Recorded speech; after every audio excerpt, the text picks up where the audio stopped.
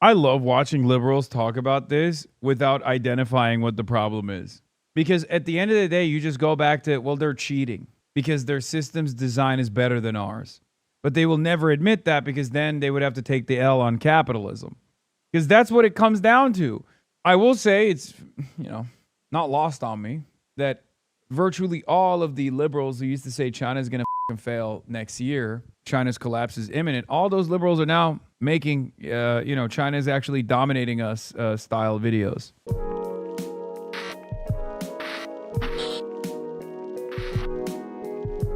I'm saying it. Thrilled that Ezra Klein. Oh, that's why. That's where this is coming from. Brad Setzer, CFR senior fellow, went on Ezra Klein's podcast, The China Shock 2.0, and I guess explained Trump's thinking. That makes sense. Explained Trump's...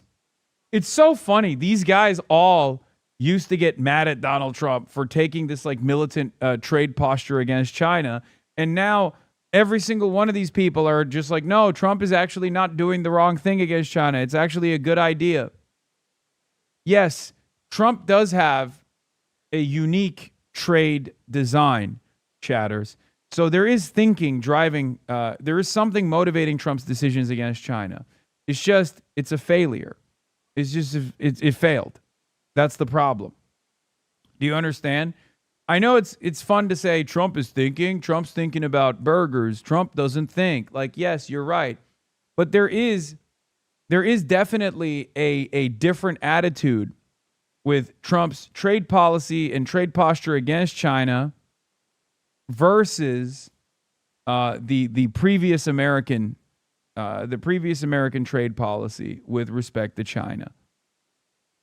Okay, and I guess this CFR fellow went on Ezra Klein and explained the second China shock, its causes, its consequences, including for American workers. It wouldn't be called against China, but it would be effectively... Do we have a video? I would love to watch that video, by the way. Does Ezra not want you on? No, he does. We're going to link up. In the world right now is China's growing dominance across advanced manufacturing sector after advanced manufacturing sector, from electric vehicles, batteries, to solar panels, to things that aren't even traditional manufacturing, that are software like AI and open models, where they become a world leader.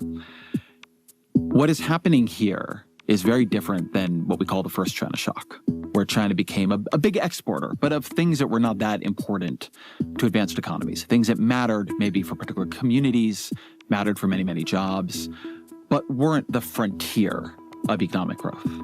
But now it's different. China is very much at the frontier and they're dominating it. And that is going to transform geopolitics. It is going to transform the politics of countries, many say in Europe, where China is pushing them out of manufacturing that has been the absolute cornerstone of their economies. And so I think understanding it is about as...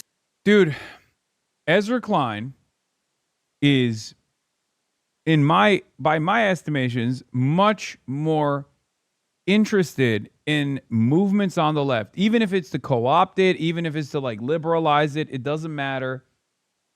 I think there's a real opportunity, and I know people will always, you guys hate him, I know. But I put Ezra Klein in the same category as I put the Pod Johns. Perhaps I'm wrong about this, but that's my assessment. Essential to understanding economics and geopolitics in the coming era, as literally anything is. I also am an unashamed, unapologetic Ezra Klein watcher, Ezra Klein reader. It's very important to understand a leading thinker of liberalism. Okay, he's the king of the libs. Let's be real. It's important to understand where liberals are going.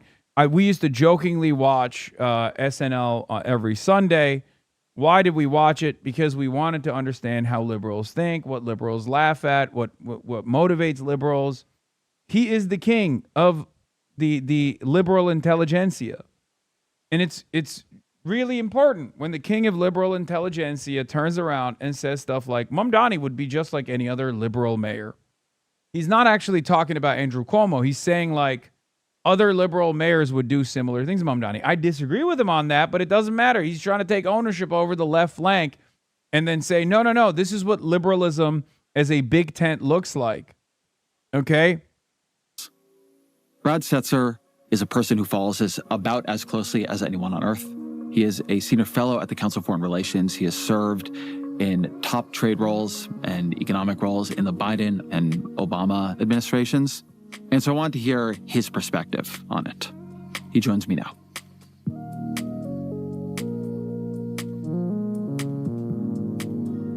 Brad Setzer, welcome to the show. Oh, thanks for inviting me.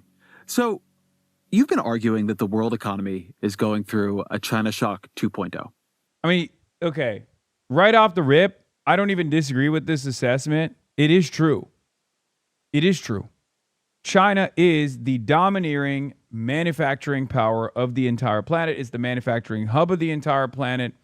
And it's no longer just like light industries or Forever 21 fast fashion clothing. It's also very important industries that in the past were kept for national security concerns in the hands of domestic manufacturing. We allowed this to happen, and yes, this is a very important point of leverage for China. It's a very important point of leverage for China. Okay, and it also complicates the rest of the world's relationship with China, because if we don't have any domestic manufacturing, and China is always capable of outcompeting us in terms of manufacturing, okay, shouts out the NAFTA, shouts out the neoliberalism for that, by the way. But if we don't have any sort of domestic manufacturing, we have nothing.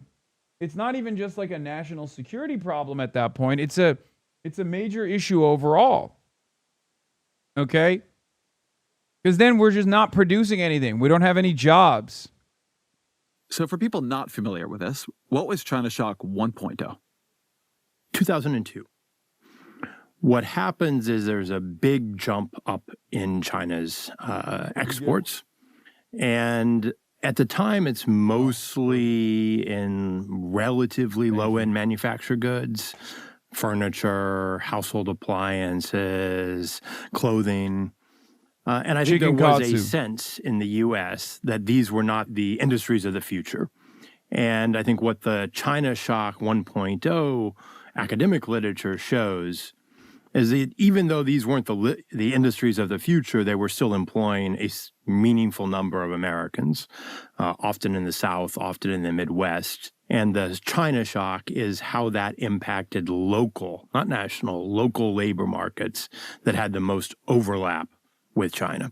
And this has sort of a short-run negative effect on parts of the economy. You know, when the local factory closes down, local real estate prices turn down. And so, and the people who sell lunches to the factory workers have fewer people to sell to. So it becomes a generalized downturn in those communities. That was clearly underestimated. And then people have done all sorts of further studies which correlate the areas that have the most exposure to the Chinese export wave, to, deaths of despair, to political realignments. Voting for Donald Trump.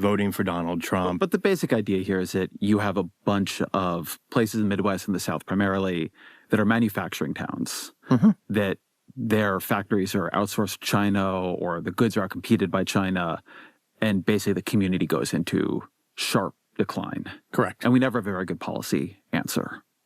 I mean, I think at the time we didn't even try to have a policy answer, but it is actually conceptually difficult to deal with the decline of a small town when it's big industry.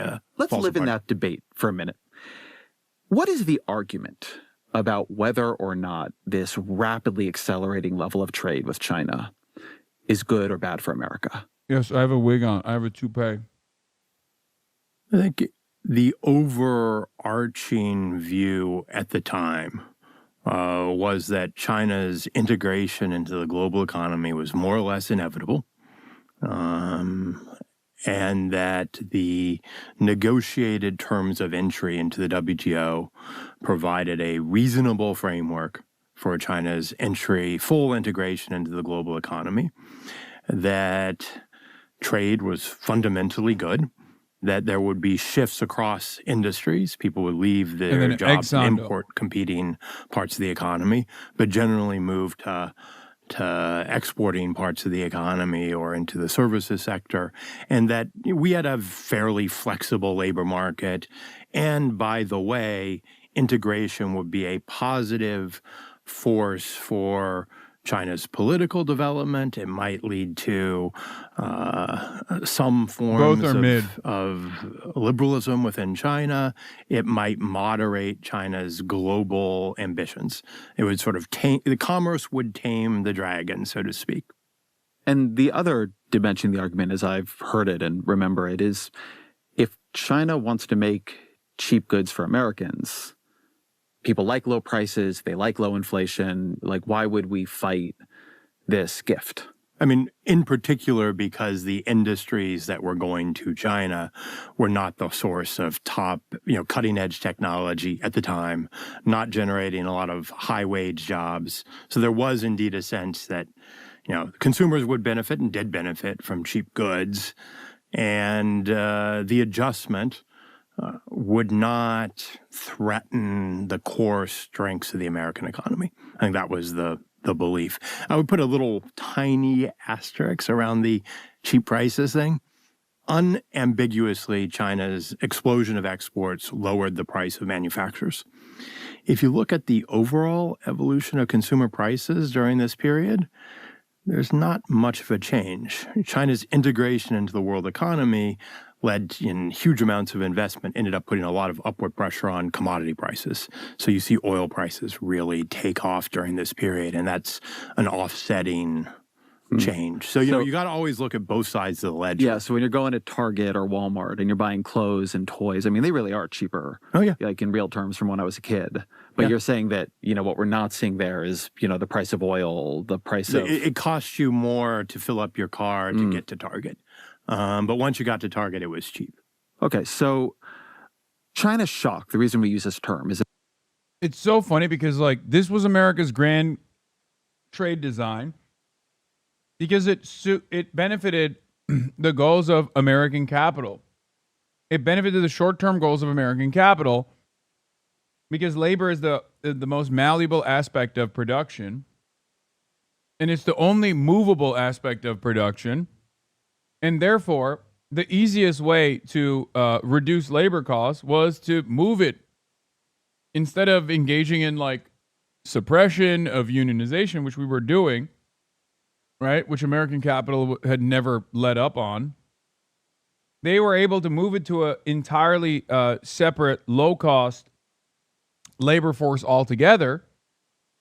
And the problem, and this has always been the biggest issue with China in general, is that China, by way of redistributive policies and through central planning, right, the small c communism of China, was able to take that foreign investment and turn it into internal development.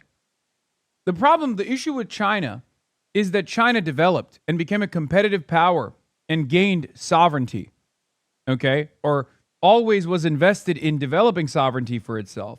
That's the issue that we have with China. That's the problem with the grand China design. If China developed in the same way that India developed, we would have no issues with China. No disrespect to India. Obviously, it's a different story. It's much more complex. But the reason why we hate China and see China as a foreign adversary is not even because of the ideological battle that we have with China. That's secondary. The real issue with China is that China was able to take the foreign investment and not circulate the foreign investment in the same way that capitalist countries do. India literally has similar levels of economic planning. No, India is far too diverse, wasn't capable of dealing with, or wasn't as invested in even development in the same way. To say that India has the same level of central planning is crazy. India also has separate issues that were greatly elevated initially by colonial powers. It's not a one-to-one comparison. It is a very reductive comparison. Okay? It's not it's not an appropriate comparison. I'm just looking at it specifically from the perspective of like what's that guy's name? The Noah guy, No Opinion. Like, he loves India. He always presents India as this bulwark against China and a much better alternative. Like, I'm just flipping that script on its head. And it's not like China did not liberalize. They did. But even through the marketization period, even through the liberalization of the Chinese economy after the, Dengist reforms, there was always still a hyper focus on development, and especially in the Xi period, now they're cracking down on some of the concentration of power that exists within the party system after they brought in the billionaire class. They developed a billionaire class, the national bourgeois, as they call it, and then they basically stamped out some of the national bourgeois that had maybe a little bit too much power. Okay? So there's a push and pull there. And China, for all intents and purposes, has been able to manage that friction and has kept capital under control. India never did. Also, the Indian history of colonialism is different than China as well. Like, that's why it's not a direct comparison that you can make. Yeah, China was never completely colonized, but again, ultimately, the major difference between China and India is capital controls. Okay? That is the main function of the government and the main difference between the government. The only reason why people still in some way, shape, or form, still consider the Chinese governance to be a version of some level of proletarian governance, regardless of the repression, regardless of the Marxist-Leninist formation, one-party state, one-party communist state, is because at the end of the day, there is still some level of control over both flows of capital and control over the capitalists, okay? They still serve the interests of the party, and the party is supposed to serve the interests of the masses. That is a huge difference. That's a major difference in Chinese development as opposed to development in India. And that is the major difference as to why we see India as a reliable trade partner and ally at times, even though they have their own sovereign interests in the region. They have their own sovereign interests as an economic power. They play both sides with, like, Russia, for example. As opposed to in China, we see China as a major foreign adversary, if not the most consequential foreign adversary of the 21st century. It's because China took all of that foreign investment, right? And that foreign investment came into China. And then what they did with that foreign investment was to develop the country and make it a behemoth, a competitive superpower. In some respects, if you were to look at this as global capitalism, the capital-owning class, the bourgeois class in China, is still beholden to the interests of the party, is still subservient to the interests of the party. Okay? As opposed to the Indian capitalist class is a part of the global capitalist class. So they play ball. They're not unpredictable. They're not a force that, like a French capitalist is ever going to be fearful of. Does that make sense? And if it wasn't for Xi Jinping, by my estimation, if the party had moved in the opposite direction and continued liberalizing, the Chinese capital class, the Chinese bourgeois, would probably also be in the same category. And therefore, we would not be looking at China as this scary behemoth as we do right now.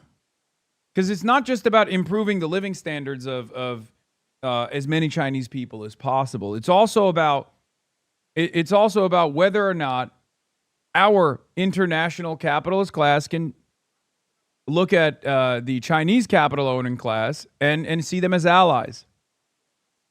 The problem, at least from my assessment, is that is the element of I guess nationalism. It's a scary word. It's a dangerous word. It's not entirely correct to say that the Chinese bourgeois class are nationalists, but it is a national bourgeois class to a certain degree.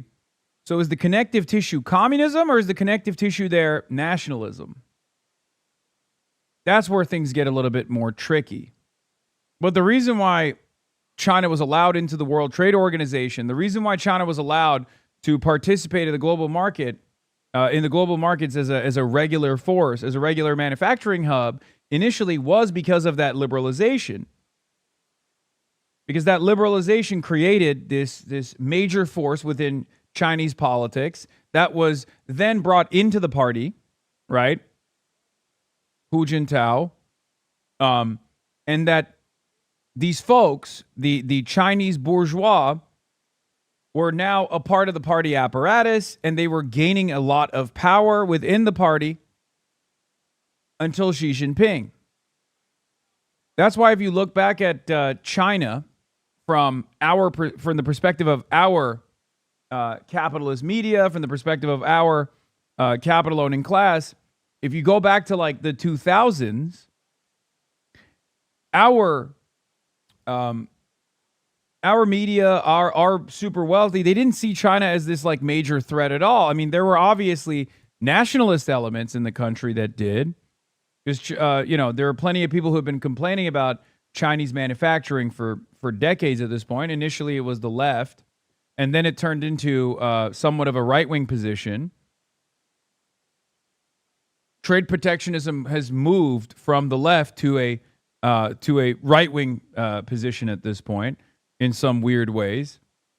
There are still elements of the left that engage in trade protectionism. I believe in trade protectionism as well, as long as we have some kind of trade to protect. But this is the reason why we see China as a major threat. That this whole argument got reevaluated. And so which parts of it would you say panned out and which didn't? I think the extent to which China would become a big export market was overestimated. China never was fully open to U.S. exports. I mean, one of the more striking things is that after 2004, so 2 years after China's WTO entry, China's imports as a share of its GDP start to fall. And then it was not expected, in a sense, that China would succeed as much as it did while retaining the core aspects of its different economic system. There was the sense that China would have to converge, have to become more like... It's so funny because he's basically describing the exact same thing that I tried to also shittily describe. Us. Maybe politically, but certainly economically. The state would wither away, state-owned enterprises would be privatized. 20 years after China joined the WTO, China's economy was, the thinking was it would kind of look like the U.S. or maybe look like Europe. It wouldn't be distinctively Chinese, and that didn't pan out. What is distinctively Chinese about the Chinese economy? That's a hard question. No, it's not. It is small c communist. That's what's distinct about the Chinese economy. It still has central planning, although it's not central planning in the Soviet understanding of it. Okay?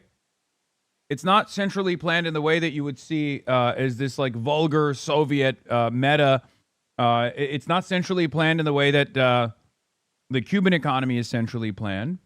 It's much more dynamic. Okay? But ultimately, capital is subservient to the party. Capital is subservient to the government, and the government is run by a party that is supposed to be subservient to the interests of the proletariat. Okay? If you want the honest assessment of it, that's what it is.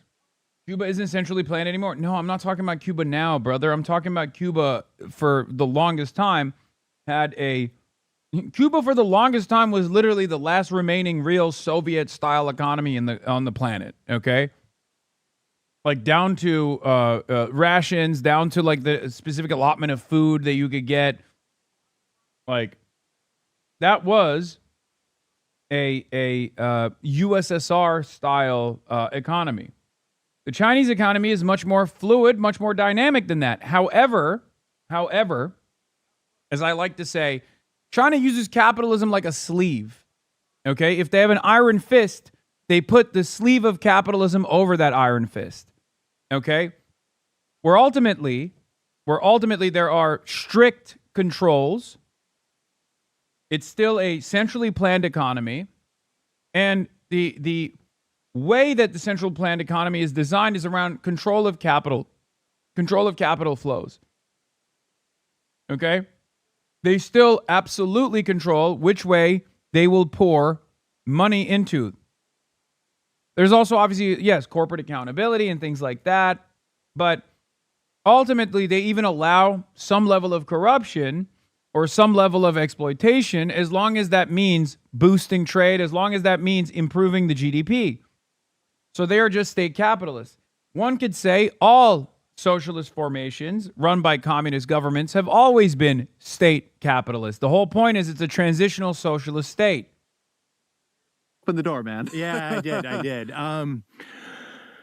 One thing that is distinctly Chinese, which is not what you would normally think about in a communist-led society, is that China actually has a rather thin system of social insurance. It doesn't actually collect that much tax. Personal income tax collections are like 1% of China's GDP. It's 8% here. If you're not collecting personal income tax, you're not going to have the resources to be very generous and helping, low-wage work. There's nothing like our earned income tax credit where you get a subsidy, basically, money back from the government if you don't get paid that much. The taxation system relies heavily on taxes on consumption. It's really quite regressive. It hits poor Chinese workers much more heavily. It also does not have a unified national. He's not wrong. This is not wrong. Yes, their tax structure, they have a welfare state, but it is marginal. It doesn't mean that their system is failing, mind you, but he's not wrong. And this isn't to say that like welfarism is the only solution. I'm just saying it's a different system. Labor market, the so-called hukou system, basically means, you're supposed to work where you were born. You can migrate and leave, but when you migrate and leave, you give up certain social rights. You got a financial system that is fundamental. Yes, it's not necessarily a robust welfare state, but there are a lot of social provisions that you get as long as you stay within the area. When this used to be far more rigorous back in the day. It's not as stringent. It's not as strict. It is nowhere near as strict as it used to be. But yes, in a central planned economy, the original Chinese system had strict controls over, I guess, like internal freedom of movement. Not necessarily freedom of movement, but just like moving and like living and working in a different area in general. Obviously, that wasn't always the case because they also are very experimental and have always been very experimental. I think like one of the most unique facets of Chinese development and Chinese governance is how they treat, because they're so big, they're such a massive country, 1.4 billion people, that they treat different provinces like different laboratories. Like there's constant, it's very fluid. There's constant experimentation going on. And the hukou system has been reformed. But basically, what it currently operates as is, like, let's say you are born in California and you grew up in California. You went to school in California, and the school is paid for by California state taxes, not your local tax, not your property taxes. And all of the amenities are paid for by the state taxes. If you were to move from California to New York, there's a process where you have to apply. And there are restrictions. You can move to New York. You can visit New York. You can even live in New York, but you won't be able to get the same free healthcare, for example, that you would get in California. Now, in America, we don't even have free healthcare, so it doesn't matter. But that's what the current form the current form of the hukou system works as. You can go and live wherever you want in China. You can work wherever you want in China. It's just you won't have the same social benefits that you would have in the state that you or the province that you were born into. One version of the hukou system in America, if you want to call it that, is kind of like in-state tuition versus out-of-state tuition. Right? We don't really have additional amenities in our welfare state, so it's hard to make this comparison, and college is expensive regardless of whether you're paying in-state tuition or not, but that is one version of the American hukou system.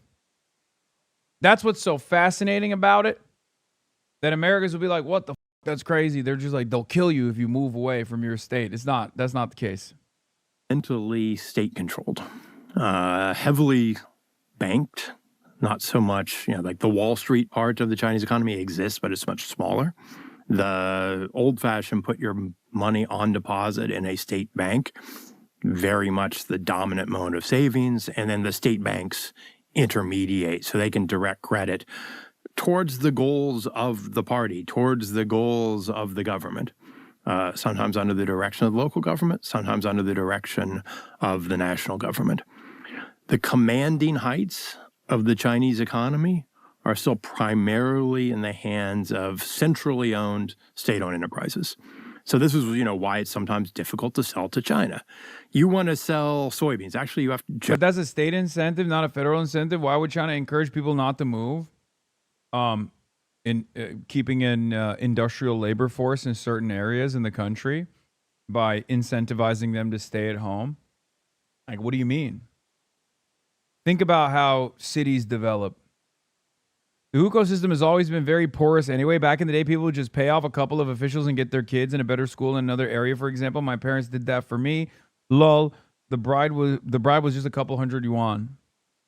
There's also a lot of testing, as I said. It's like a laboratory of governance, like different forms of governance, different modes of developing the economy. And you need people for that.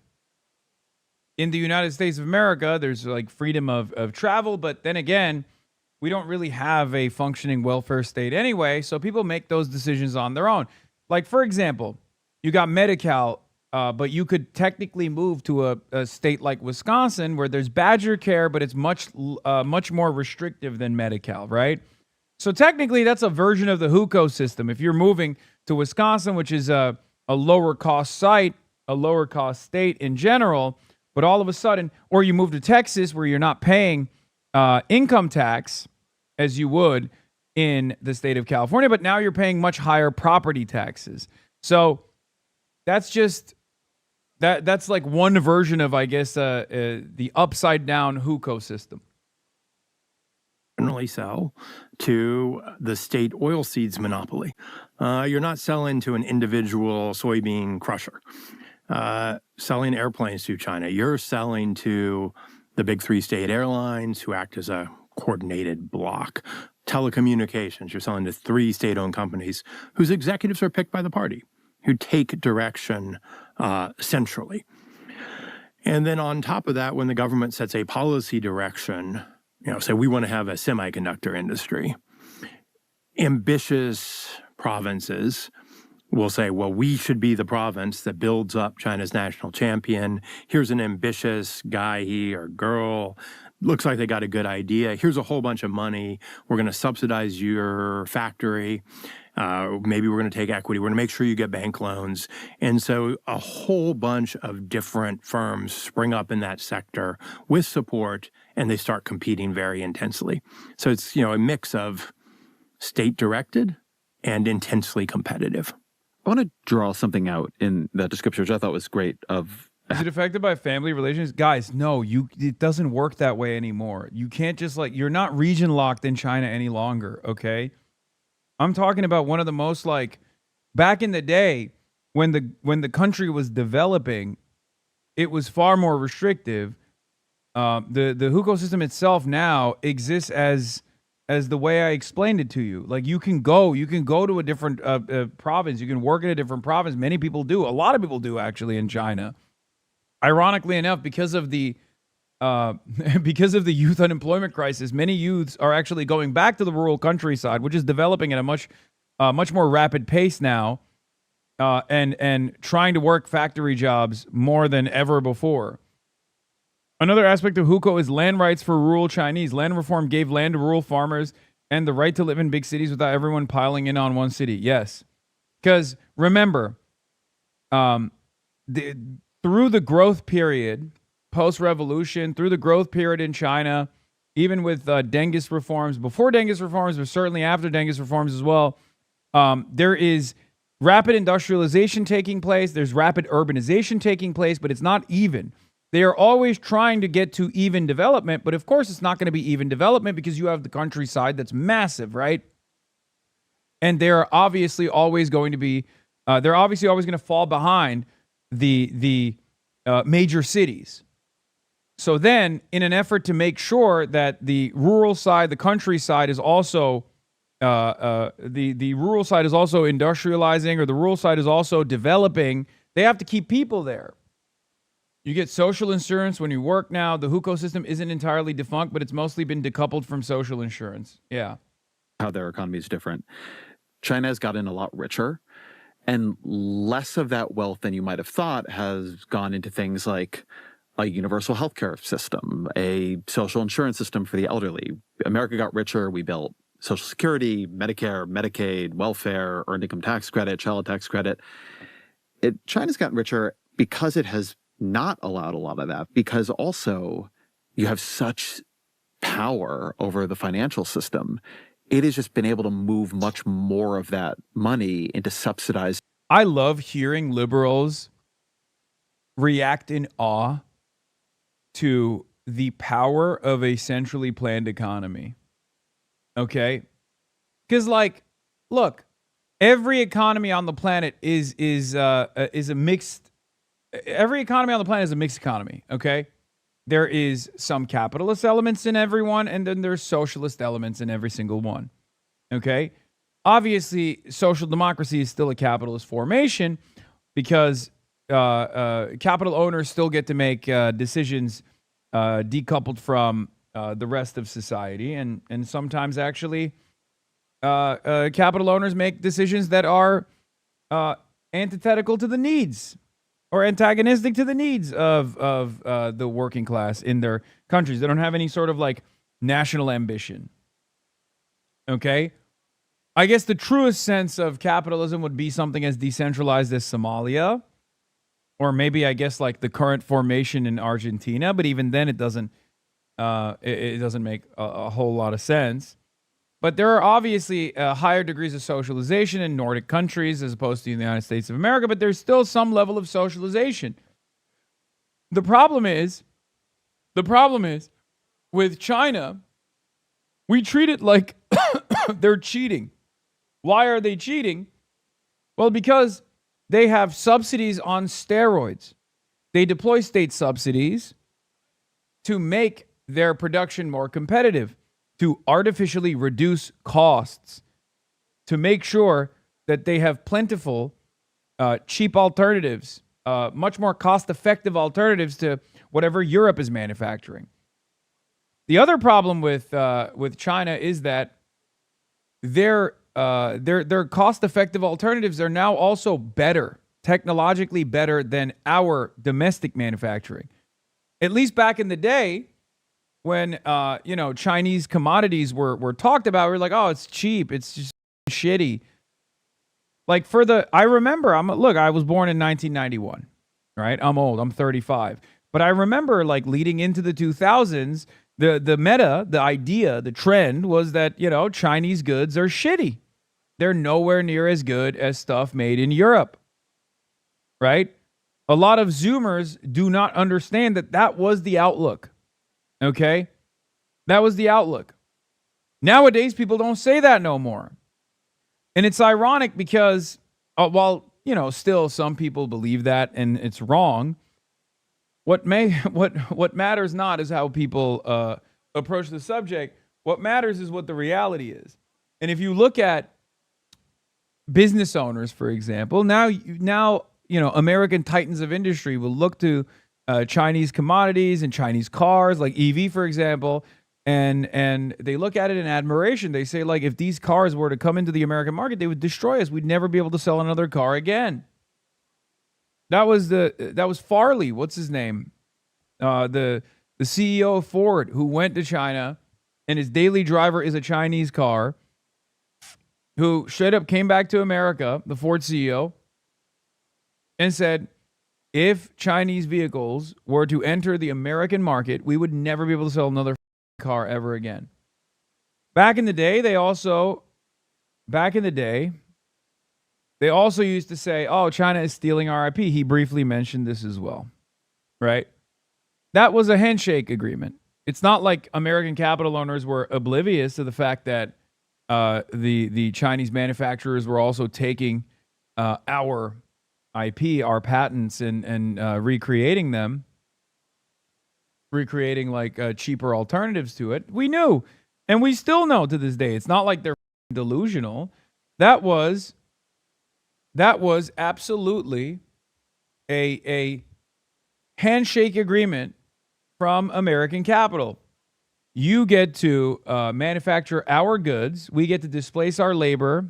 We get to, manufacture our goods in your factories, and you get to, take the patents and make the exact same cheap alternative and slap a Chinese sticker on it. Nowadays, that's not even happening. Nowadays, the Chinese innovation has actually gained a stronger foothold, where Americans are purchasing Chinese goods to try to retool their vehicles with the Chinese bells and whistles. We're stealing from them. Not that it matters, because we will never have a competitive edge in manufacturing, because we've destroyed our productive capabilities. And therefore, in order to rebuild domestic manufacturing, we would have to spend decades. This is decades of training, decades of proficiency. Chinese manufacturing is superior to the American manufacturing, as Tim Cook openly admits, because they have decades of experience as well. High precision manufacturing is not easy to recreate. Production innovation in like new economic areas it wants to dominate. The basic retirement benefit that anyone in China gets, no matter what your residency status, is like tens of dollars a month. It's really, really trivial. The health insurance system, people aren't confident that when they walk into the hospital that the costs will be covered, and frequently there's a lot of upfront payments. And some people also say the one-child policy in an incredibly competitive marriage market has made it, a requirement for young men to save if they want to get married.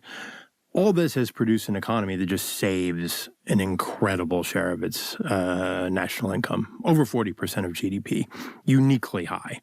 And that means the state financial sector is just flush with money.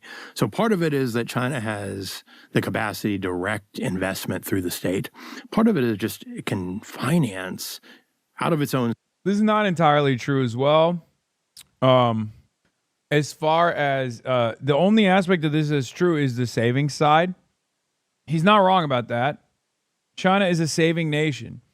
America, on the other hand, is a nation in debt. China is the exact opposite. And the only other thing that I would point to that he's not entirely correct on, but he's not entirely wrong on, is the healthcare system. Because healthcare is an area that needs a lot of improvement in China. This is true. So it's still state-run, but it is one aspect of it is one it is one area where they have to improve dramatically, and they are improving. Savings, levels of investment that no other country has matched. All right, so I think this is all true through China Shock 1.0. The view was maybe more of it would change as time went on, but it didn't. So what is China Shock 2.0? When do you date it? How do you describe it? So I date the start of China Shock 2.0 to the collapse of China's property market in 2021. Now, we all know there was an awful lot going on in 2020, the pandemic. Xi gets concerned that there's too much investment in property, probably rightly so, that there were empty buildings piling up. He introduces a policy, 3 red lines, which sort of restricts finance for the property sector, and it succeeds too well. And the property market basically tanks.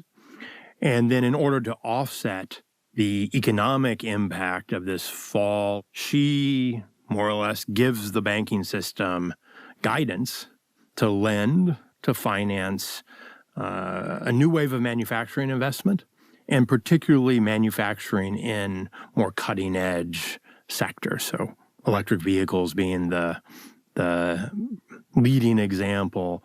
But in general, it's investment in any sector where China has import dependence.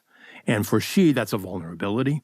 And so he really directs the state's financial sector and, the party to throw money into building out sectors where China has an import dependence.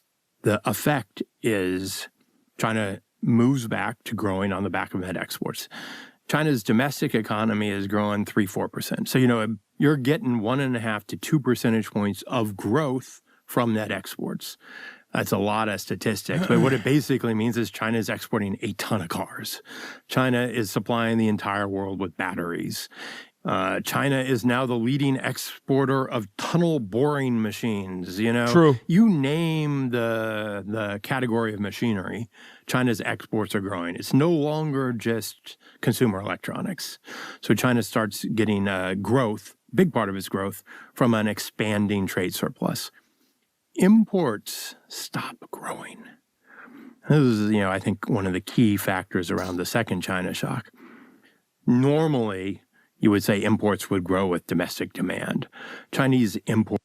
The reality of the matter is, the reason why we say China's cheating is because they are capable of, due to centrally planned, central control and centrally planned economy, due to their centrally planned economy, they're able to do what I like to call like nuclear levels of subsidies. And they also have complete control over how those subsidies are utilized, as opposed to in the United States of America, when we offer subsidies, some of that goes to price control. It's a crude way to look at it. But much of that still goes back to executive salaries and improving shareholder value. That's it. So we look at it and we go, that's cheating. You're cheating. They're not cheating. We're just not competing with them appropriately. And then we're calling it cheating. What is this? Dog, did you just send me? Wait, this is from August 27th, 2025. This is a Taylor Lorenz article about Chorus from a year ago, like exactly a year ago, that was very controversial at the time. That's so funny that you're posting that right now, saying David Pacman caught. That's hilarious. Exports basically aren't growing. And in key sectors, China is selling ever more to the world. And but then it is Chinese not export. buying more from And ultimately, look, they are, a version of this is what Amazon does, right? Like at a more localized scale, at the domestic scale, this is kind of what Amazon does, right? It's called predatory pricing. Right, Amazon, due to its tremendous industrial capabilities, due to the fact that it owns the marketplace and can create much more cost-effective forms of the same exact things that are selling well on its own marketplace, they can artificially cut prices, right, and outcompete other, smaller businesses that are relying on their marketplace. Okay? So basically, China is doing that on an international scale. From the perspective of, what the fuck is this? Dude, what are you sending me, man? China is capable of creating unbelievably low-cost alternatives with with virtually every kind of good, and therefore, China has been able to gain a competitive edge and become the global manufacturing hub, and he who controls the entire globe's manufacturing controls the fate of the entire planet. This is what he's talking about when he says this is the second China shock, and it's terrifying. Exactly. And Chinese exports, particularly in the years right after the pandemic, after the currencies depreciated, start growing at 2 times or 3 times the pace of world trade. So China's imports of autos used to be about 1 million cars a year. That's now down. It's now under 500,000 cars a year. And over this same period, China's exports of cars have gone from a little under 1 million to now 10 million in the space of 5 years. Just a stunning shift in a range of industrial sectors, and heavily industrial sectors that compete with Japan and compete with Europe. And so you sort of see bad economic performance in the manufacturing heart of Europe in particular, a little less so in the US. So I think this point about the Europe versus U.S. is really interesting. And in one of the pieces you wrote about this, you wrote that the U.S. share of global output has been remarkably constant over the last 40 years. China's rise has come at the expense of the other G7 countries. Can you talk about what that looks like? I mean, I know let's use maybe Germany as an example. I love watching liberals talk about this without identifying what the problem is, by the way. It is my favorite type of conversation, is my favorite type of back and forth, because at the end of the day, you just go back to, well, they're cheating because their system's design is better than ours. But they will never admit that, because then they would have to take the L on capitalism. Because that's what it comes down to. Like, they can say, oh, it's because initially these were low-cost labor sites because the Chinese labor force was much poorer overall. The Chinese conditions were much worse overall. Oh, they did this at gunpoint. They put nets outside of the Foxconn factories, whatever the fuck you want to call it, right? Like, oh, they were forcing people to do this. Idle hands go starving. But at the end of the day, the reason why China was able to develop is because of how they redistributed the foreign capital that was flowing into the country. And now they've developed to a degree where they are able to compete with the rest of the world. They're able to move their weight around. I will say it's, not lost on me that virtually all of the liberals who used to say China's going to fail next year, China's collapse is imminent, all those liberals are now making, China is actually dominating us style videos. Germany didn't move as heavily into, kind of software platforms. They retained a more traditional manufacturing sector and focused on exports, including to China.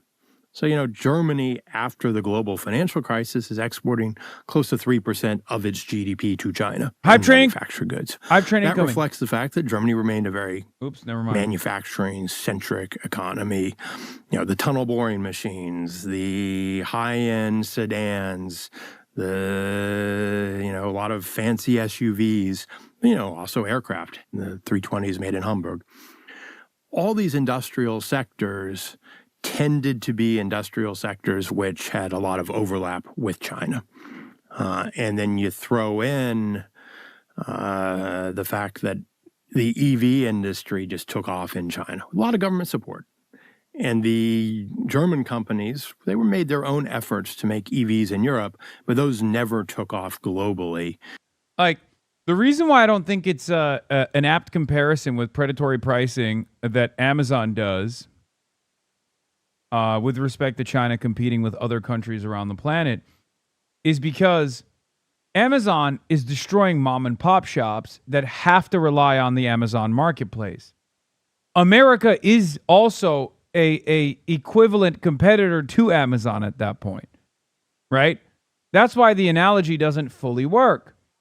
You can say, oh, China is actually, engaging in predatory pricing. They're artificially lowering their costs. We can't compete. They're destroying us. But we also have, objectively, throughout this period of Chinese development, have had far more power than China. Far more power than China. And still, to a certain degree, have far more power than China. We just destroyed ourselves. We destroyed our industrial base at the behest of capital. International capital, international parasitic capital that has no investment in national boundaries or its own people, its own neighbors, and the well-being of its labor force. Doesn't care. It's just for profit.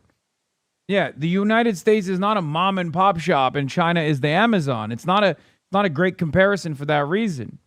The United States has its own competitive Amazon-style platform, and China is also another Amazon-style platform, and is just destroying the major competitor. Hype Train is here, ladies and gentlemen. At level 10 Hype Train, we carry the flame. I haven't carried it in a couple days. We're at level 4 Hype Train right now. In the way that China's EV industry has, nor are they cost competitive. So what you see is German exports to China have fallen by about a percentage point of German GDP. And what was a strength, Germany benefited from selling to China right after the global financial crisis, became a weakness.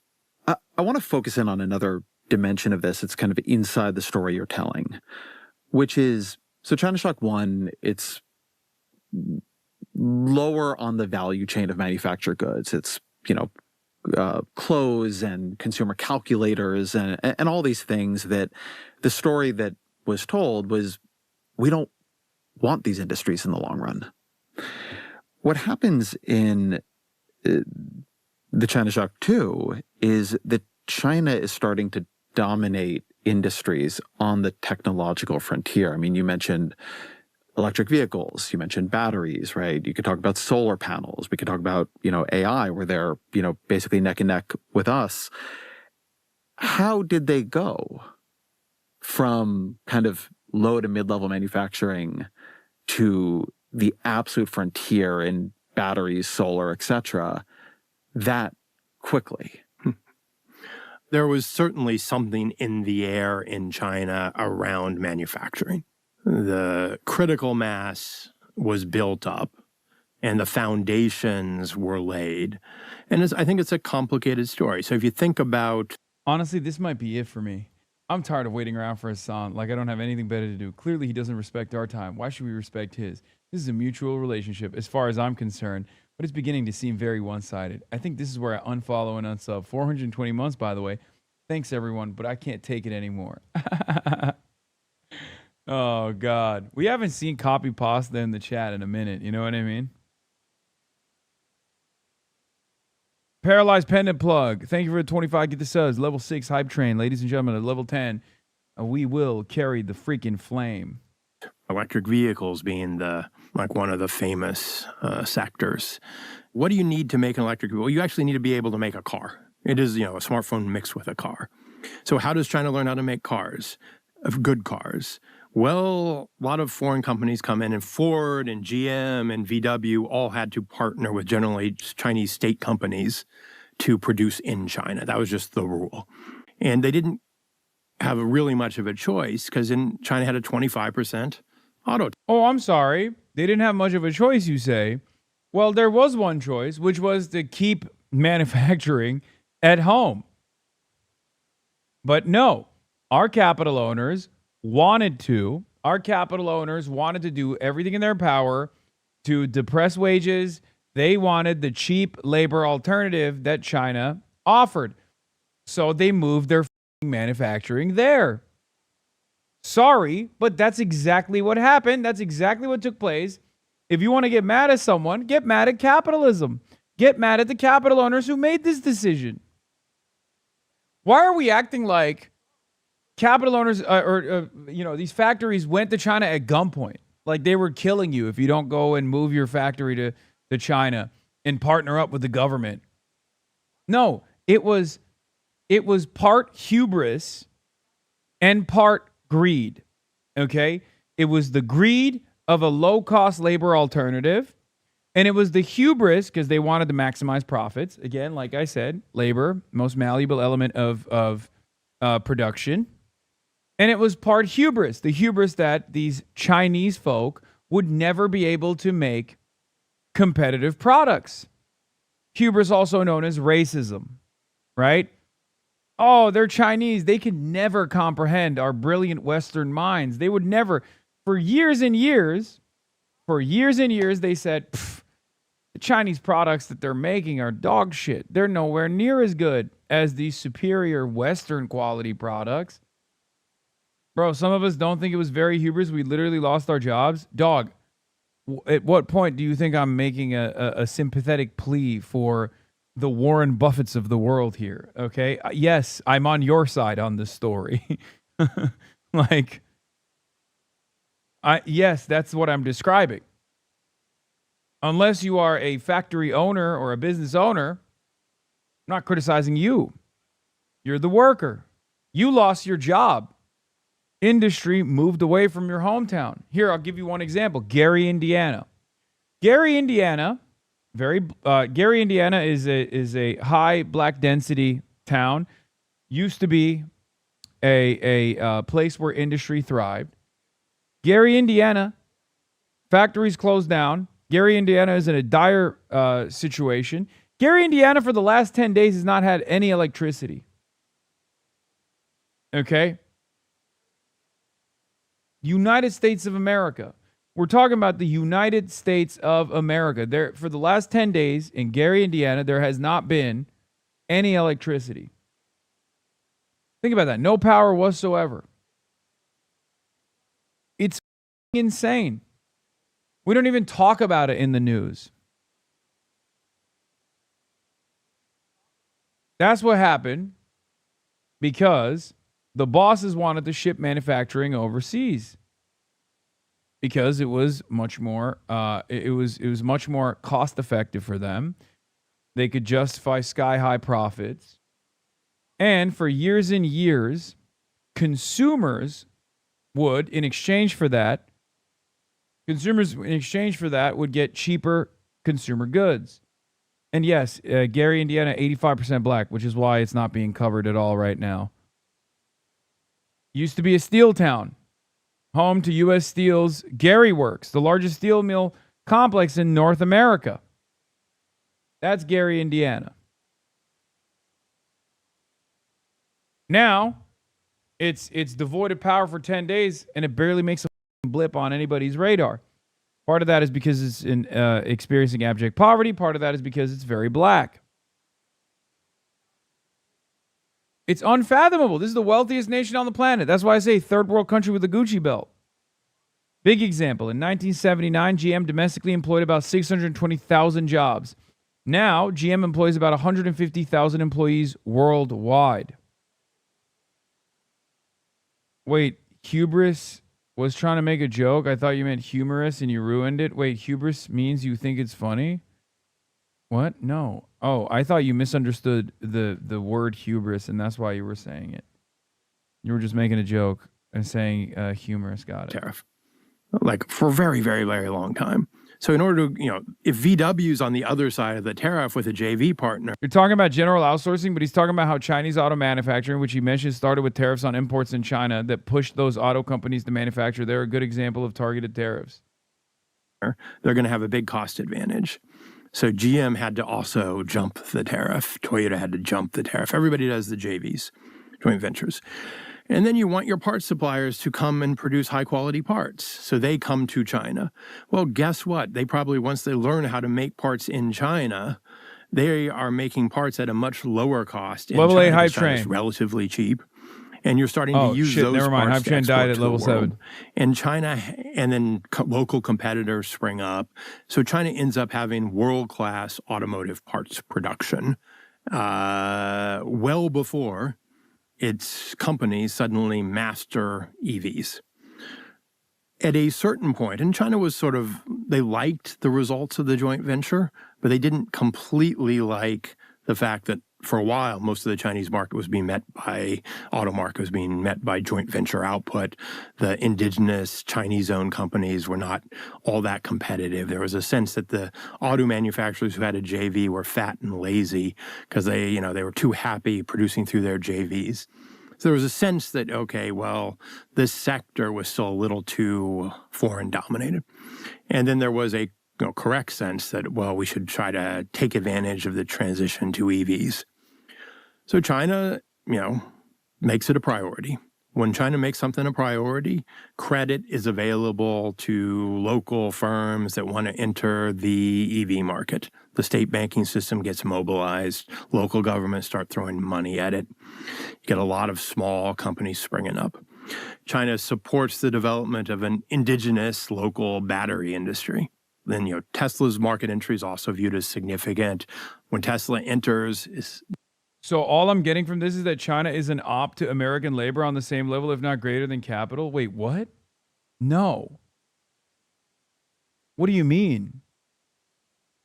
There would be no manufacturing of competitive, like Chinese labor is only outsourced. Like Chinese labor is only an op because our capital owners brought the labor there or brought the manufacturing there. That's crazy. It's not their fault that they actually were able to develop with all the foreign capital coming in. They were experiencing abject poverty. They had extreme poverty. They should have just kept that. They should have just been relegated to the peasant class. They should have never been able to develop. They should have never been a competitive labor force capable of precise manufacturing. Stuff that they did is the argument at that point. What matters now is how do we recreate our industrial base? The Chinese working class are not our enemies, chatter. China as a state is not even our enemy. If you want to understand who's responsible for this situation, look no further than those who own capital. Yeah, why would the Chinese state guarantee U.S. labor welfare? Why would the Chinese state think about anything other than other than improving the material conditions of their citizens? If you're going to get mad at someone, get mad at our state. If you're going to get mad at someone, get mad at our capital owners. Get mad at capitalism. That's why I always jokingly say, if you want to beat China, if that's your goal, then you kind of have to be China. That's what I'm saying. Yes, American capital is collapsing while China will remain. I don't see a resolution for American labor. That's what I'm saying, is that we can't recreate our industrial base. It's all downhill for Americans no matter what. That's not true. I'll give you an example. For the last decade, we have been begging America to create a domestic manufacturing hub for solar panels. This was one of the major demands from the Green New Deal. And our animal reactionary corporate media and our right-wing Republican Party and many of the right-wing centrist Democrats aggressively postured against it. We had a decade. We had all the wealth on the planet. We could have just designed these goddamn factories. We could have made cheap solar panels. But we didn't do that. We talk about how, England blew a 13-colony lead. We blew complete global control. We didn't do it. Because solar is obviously antagonistic to the needs of the fossil fuel industry.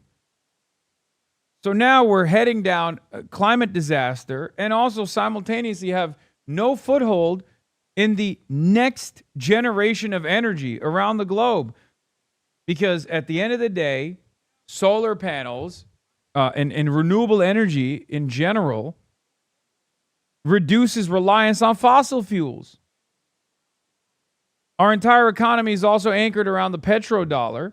And we had no investment whatsoever in diversifying our over-reliance on fossil fuel. So now when Iran shuts off the Strait of Hormuz, we have to dump into our strategic petroleum reserves. And our oil and gas industry is booming right now. Oh my God, their profits are doing so well. But are you doing well? No. We didn't build a robust manufacturing hub here for solar panels. Those could have been millions of new jobs, millions of forever jobs. So it's not like we don't have the opportunity, or we didn't have the opportunity. There's always a way to turn this around. It's just that, unfortunately, let's be real, we're too stupid. Like right now, as it stands, and I have hope that we can change the American trajectory, but we are too reactionary and too stupid to change it at the moment. Because people who see the writing on the wall, who are smart enough to recognize what changes are taking place around the globe, are constantly warning about the imminent crisis. But unfortunately, the majority is chock full of reactionary propaganda, and our sophisticated corporate media apparatus designs propaganda in a way to make those smart people, intelligent people, thoughtful people look crazy, look silly. The Green New Deal is the best example of this. Like the fear-mongering around the Green New Deal is the best example of this. We have a crisis in stupidity. Not required to do a JV, but in order to qualify for Shanghai government local support, has to meet a lot of local content requirements. So a supply chain that serves Tesla can also serve others. And when China sets up their consumer subsidies, in order to qualify for that subsidy, the car initially had to be made in China. The battery had to be made in China. That supported not just the Chinese battery industry, but the Chinese-owned EV industry. And then you get the EVs kind of just taking off.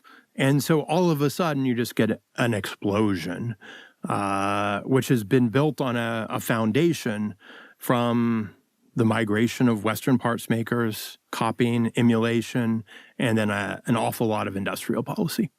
So something people may have heard is this argument that China has overcapacity, that overcapacity is a crisis. This is sort of related maybe to trade imbalances.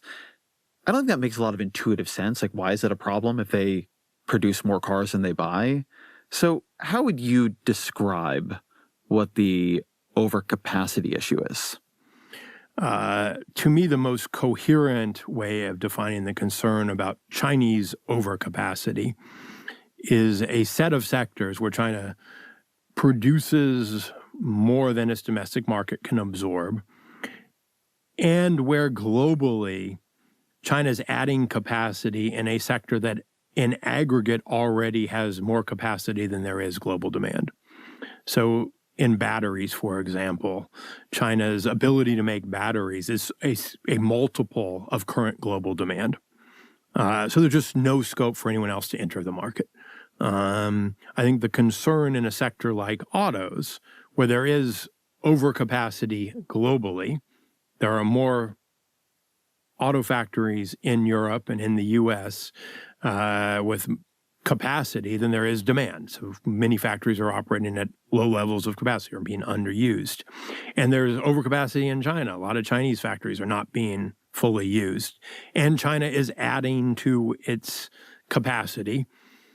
So China, has the ability to make 55 million cars, which is, well over a half, close to 2/3 of world demand.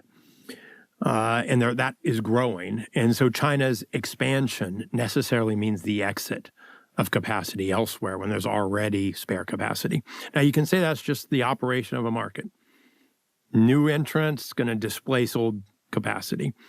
But it does feel different when a closed market suddenly is adding capacity to an industrial sector where in aggregate there's plenty of capacity and they're squeezing margins, squeezing production out of the rest of the world. One thing I've heard people ask is, how is this different than America? America rises as a manufacturing juggernaut from being a much more modest economy, when the country is founded. It does, over time, displace great companies from other countries. It does lead to competition that, is harder for other countries. But I do think economically, America's rise is not in every respect, but I mean, that is what happened. That is literally what happened. Accelerated by World War II as well. Especially because America, due to its distance from the conflict, was able to recover far better than the rest of the world did at the time, or far better than the rest of the competitive Western industries did. But yeah, that is a big part of it. That's a big part of why America was such a dominant force. He who controls manufacturing controls the world. I just don't understand how you look at key periods of time. Like, I like to point to America's war economy, and it's like post-World War II war economy, as the closest America's ever gotten to like full-blown Chinese-style central planning. That's what it was during the war. And even after that, there was still the residual impact of the central economy, the centralized economic planning. And that's part of the reason why we dominated. What is median strategies, fake posters? What do you want? Why do you keep spamming? I don't know what you're talking about. I don't care. Broadly considered to have been win-win in a lot of ways. So what is different about the rise of America as a manufacturer, like the rise of Detroit, the rise of all these dimensions, from what China is doing? So our story is much more one of industrial investment for our own rapidly growing internal market. And we only really become a big exporter after World War II when the world's on its back, and that doesn't last that long. China's industrial rise is much more tied to exporting, and it's a much bigger exporter than we ever were. Yeah, I know. It's the one that had the Hong pole. It's the one that had the Karen Bass pole. I know. For that brief period after World War II. So one argument here is simply China is winning. They're outcompeting the world, pretty fair. Interesting. It's got to be tough to say as a liberal. I don't know how much Ezra leaned into the China is going to implode any day now type narratives. I don't know if he did that himself, but many people on the liberal side for years said over and over again, China's economy is about to implode. China's economy is about to implode. China's economy. Any day now, on the verge of demise.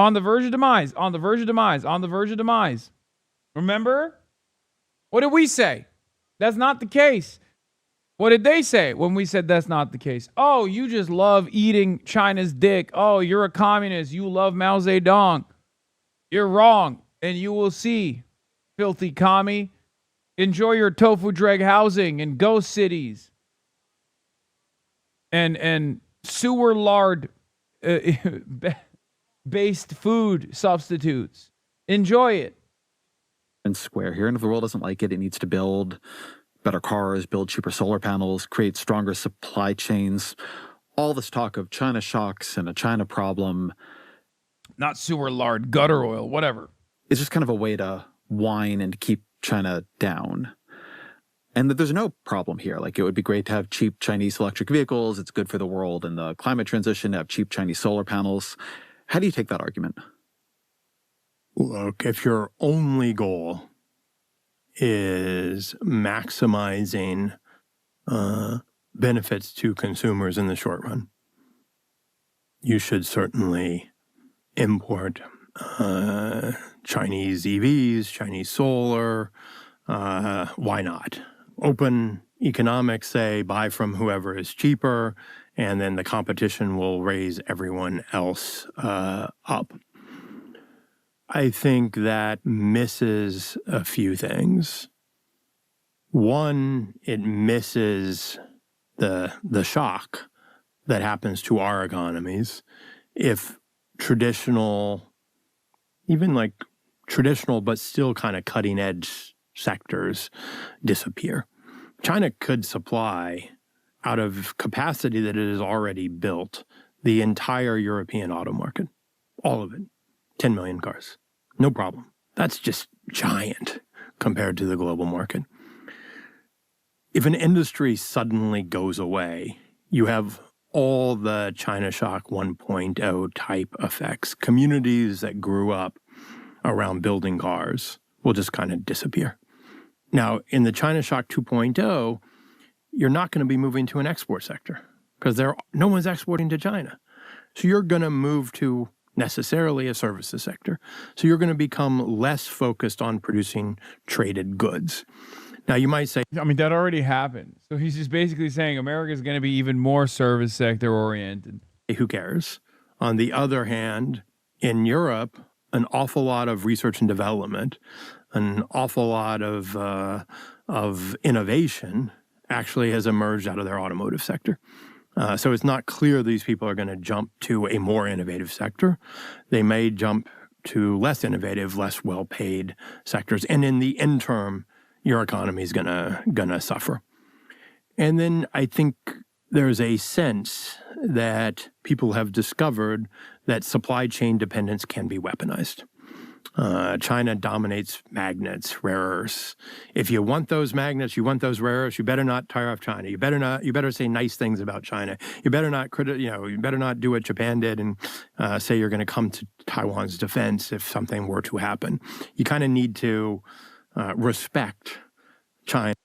It's so funny that they're coming to terms with the fact that China is a superpower. Like, this conversation is basically the bargaining stage of liberals recognizing China's place around the globe as a superpower that is not only competitive with the United States, but actually outcompeting the United States and perhaps maybe even the hegemon, the future hegemon.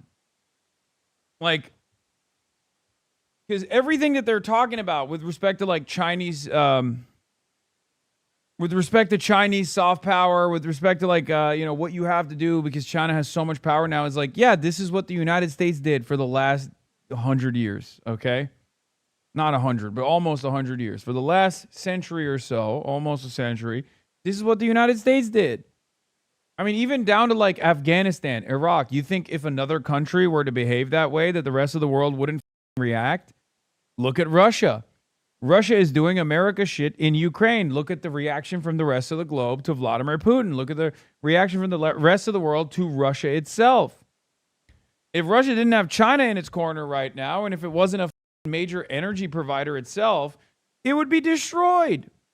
So why is it that America gets to do that kind of stuff, but Russia can't? Well, because America was the hegemon for the longest time. And America still has tremendous power at its disposal.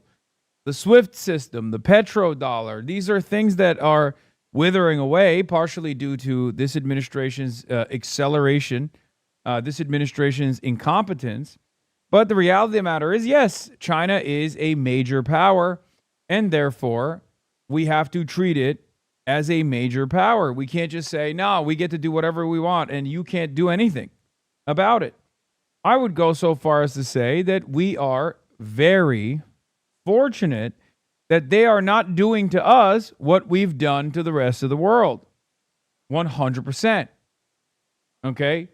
Can you imagine if China moved like America does? Like, at most, we complain because China's built like artificial islands, right? Oh, they take over coral reefs and they build artificial islands and they put military bases on it.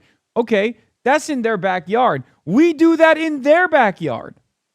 Okay? Like, people complain about the 9-dash line and how much China is just like dominating the South China Sea. Meanwhile, they have their own separate security cooperative agreements, with one exception, obviously Taiwan and also the Philippines. But that's literally their backyard. At the end of the day, we do that to their backyard. Why the won't the Philippines do a separate security cooperative agreement with China? You think it's in their best interest? No, of course not. It's because we won't let them. So the point I'm trying to make is we should be thanking God every day that China, at least in this stage, this might change, I don't think they will, but we should be thanking God every day that they don't behave in the way that we do. Can you imagine doing joint military, Chinese Navy doing joint military exercises in Hawaii with Russia? Okay? Or with Mexico. Chinese Navy doing joint military exercise with the Canadian Navy or the Mexican Navy off the coast of California. That's what we do to them. Chinese naval exercise with the Cuban Navy off the coast of Miami, Florida. You know? What would we do? We'd lose our minds. If you want access to their supply chain, that's kind of the argument that they are making. That kind of dependence scares people. Like, imagine China greatly investing into a free Hawaii from a colonialism campaign after years and years, like boosting, Polynesian, Samoan culture initiatives, like setting up NGOs in Hawaii for Polynesian culture, Samoan culture, and talking about restoring the Hawaiian kingdom, and then utilizing the global network of NGOs to say, it's really f***ed up how America has so many colonies, including Hawaii, technically. I'm not even talking about Guam. Before we get to Hawaii, there's Guam. There's obviously military bases all around the world. Puerto Rico, Radio Free Polynesia, Radio Free Puerto Rico, NGOs that they design, liberation movements or separatist movements that they arm, right? Like, there's so much that China could be doing that they don't do. Like a free Tibet, but for Puerto Rico. You know what I mean? Free Tibet, but Hawaii. Fuck it, free Tibet for Mexico, for Texas. That's an even more apt comparison. Free Texas. Texas is Mexican. California is Mexican. I mean, I wouldn't hate the California one, honestly. I would love to exist under the complete control of my glorious queen, Claudia Scheinbaum, but... Finally, I would just say, look, if you want to emulate China, if you admire China, you want to emulate, you like the way China's electric vehicle industry has developed. It did not develop just... Doesn't Chinese poverty start to look a little worse in the U.S. when you use U.S. poverty standards, even after accounting for Chinese subsidization? Yes, China is still objectively a much poorer nation than the United States of America. This is true. But you have to look at their living circumstances. There's still very poor areas. Holy shit. IMEU, YouGov poll, they leaked it. I thought that they were going to make this poll revelation on my stream. But I guess they leaked it already. This was going to happen next week, but I guess they released it ahead of time. I will be talking to someone from IMEU. Percentage who say Israel's committing a genocide against Palestinians: Michigan 80%, Nevada 78%, New Hampshire 78%, New Mexico 76%, Virginia 72%, South Carolina 57%. By throwing the doors open. It did not develop without industrial policy. China's EV industry developed behind some of the highest tariffs in the world at the time, 25%. Huge local preference. Chinese-made battery, ideally from a Chinese company. Chinese-made car, could be a Tesla, but it was going to be Tesla made in China with 90% Chinese content. And then an awful lot of local government support. There are stories of entire factories being built, not by the company, but by the local government, to the specifications of the company. So there's a story of protection and industrial policy that leads to the creation of this sector. You throw your doors open to China, you're going to get the cheap cars, but you're not going to get the EV industry. And I think many countries are reluctant to just cede more industrial ground to China. So for a long time, the critique that you heard in American trade debate most often of China is that they were a currency manipulator. Then you stopped hearing that as much. I think your view is that has actually become a bigger part of the story again. So let's do this in two parts. What is currency manipulation? Why does it matter? And then what has been the sort of roller coaster, or where are we on the roller coaster of Chinese currency manipulation?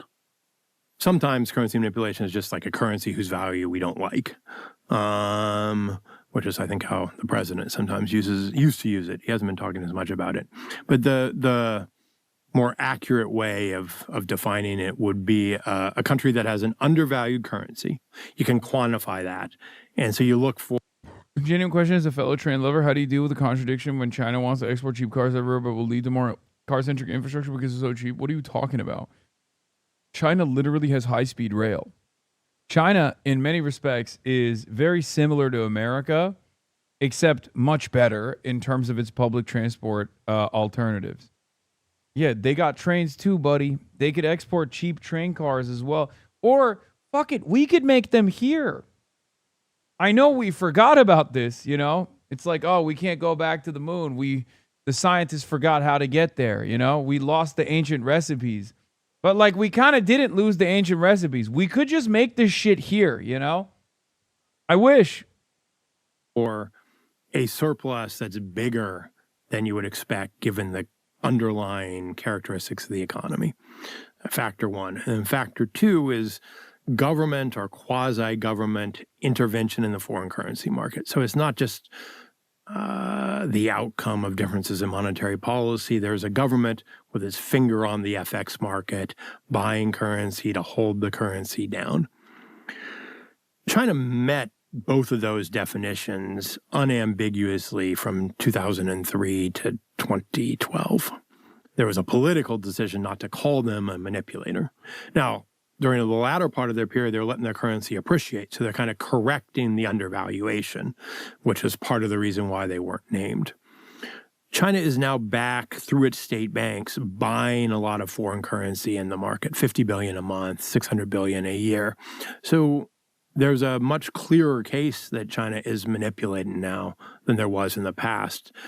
Trump hasn't taken interest in this. The Europeans, though, have. And so I think what you're seeing is that this becomes shifting from being an American debate to being a global debate.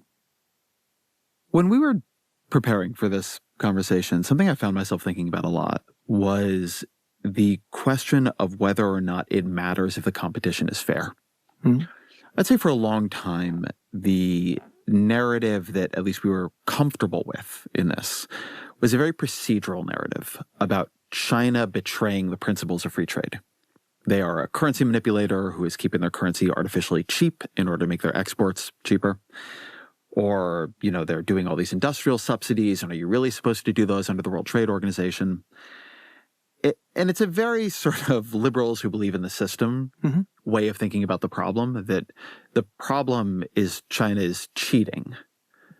And I'm not saying cheating can't be a problem, but there's clearly quite a few places now where China is just winning, or they've got into a place where they can win. And so I guess my question is the problem that some of China's advantages are unfair, right? They're back to currency manipulation. Their currency seems artificially cheap.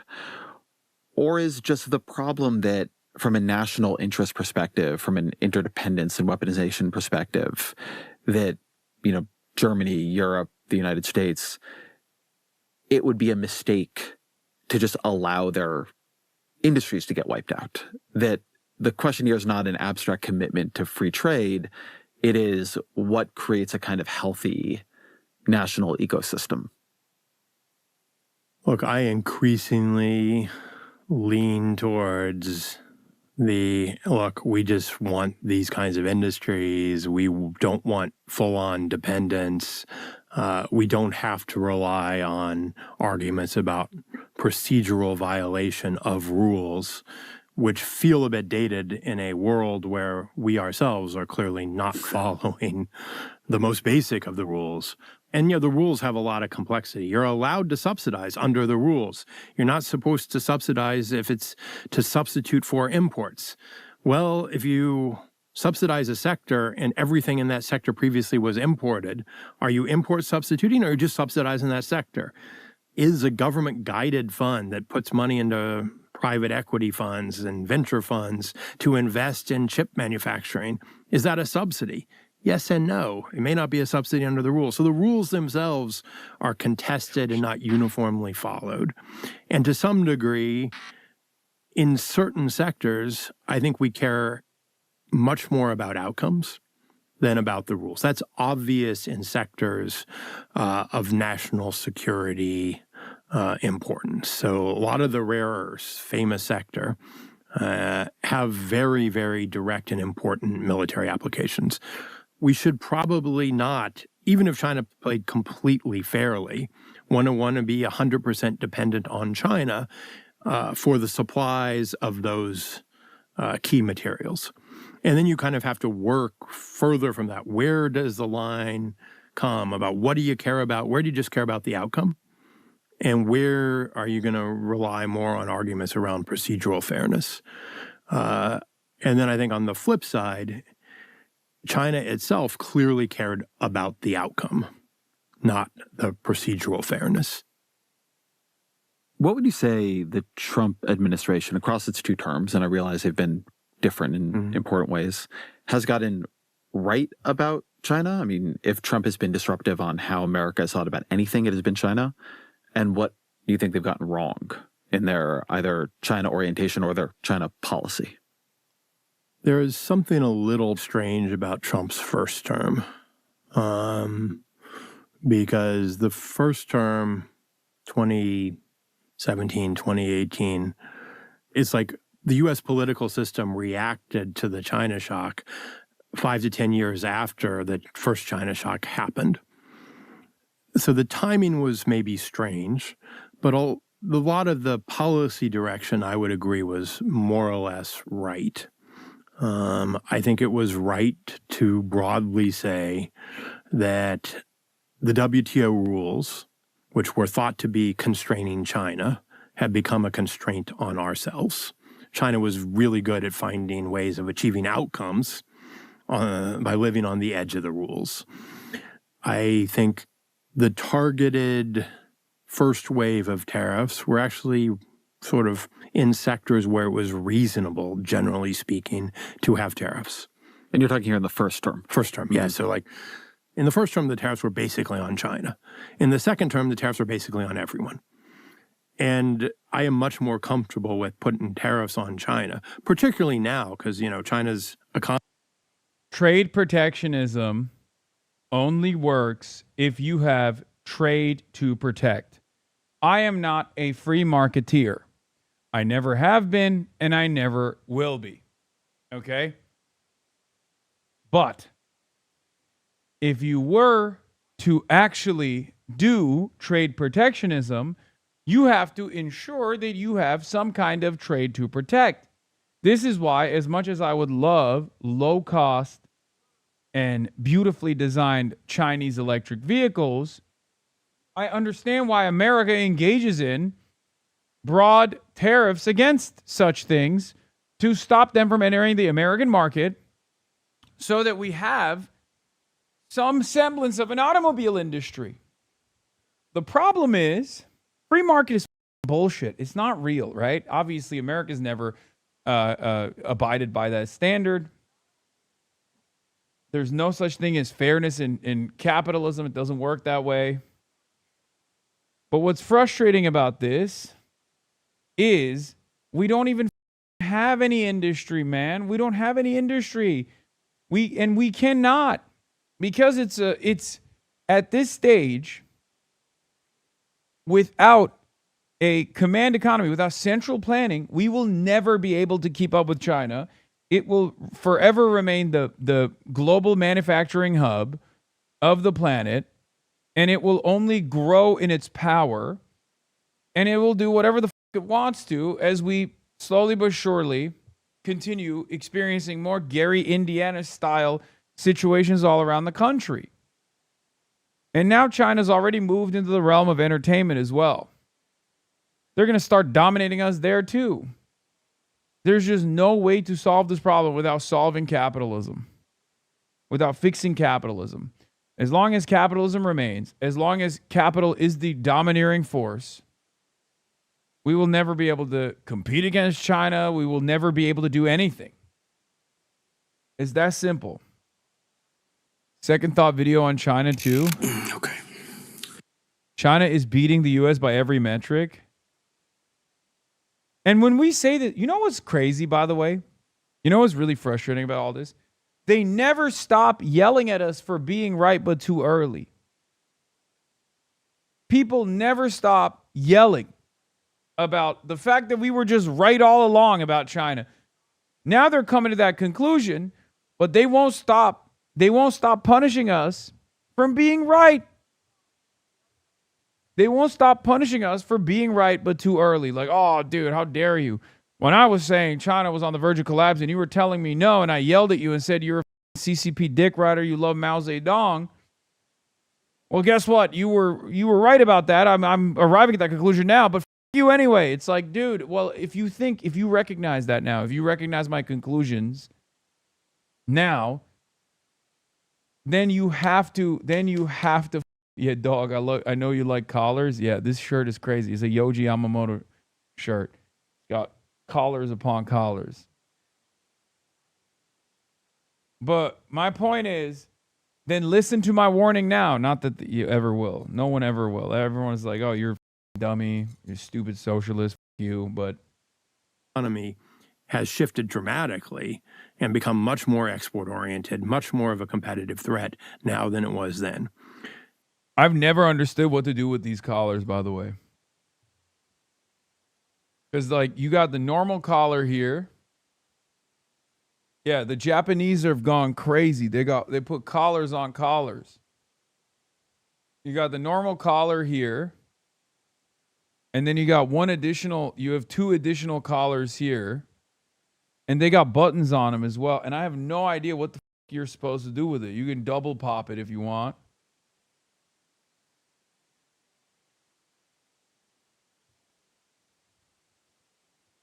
Bro, you got to flip the inner one up. I mean, it's not like strong enough. It's not hard enough to stay in place. You know what I mean? It's in the lookbook. I've never seen it. I've never seen the lookbook. Undo the top button? Why?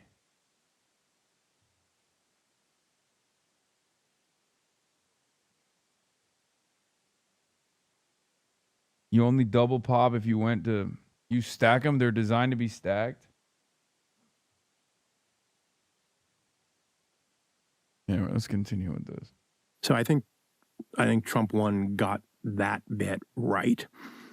Like Bob Lighthizer, the United States Trade Representative in Trump's first term, was sort of the first step of moving us from the WTO consensus to a world of reciprocal interdependence, supply chain vulnerability, supply chain warfare, concerns about a world where everything is using a more militarized vocabulary. The whole world is rooting for Iran. What is it? I've been stunned by the many number of officials from a wide variety of countries who, while hardly favoring Iran or feeling much empathy for the Islamic Republic, have privately expressed to me a huge sigh of relief over Tehran's success in thwarting the U.S.-Israeli aggression. Yeah. I mean, it makes total sense. America is a behemoth. America's a behemoth. Us receiving a bloody nose in the Strait of Hormuz is a good thing for us as well. Okay? It's good for us as Americans. If it forces American restraint and it forces us to recalculate how we operate, then it's good. An important point by Eli Clifton and Ian Lustig. The biggest cost of the U.S.-Israel relationship is not in dollars, but in opportunity cost and path dependency. In other words, closing off America's freedom of action. It's not just good for the rest of the world if we are no longer this towering behemoth that's dominating the rest of the planet at a moment's notice, whenever we feel like it, but it's actually good for us in general. It's good for Americans as well.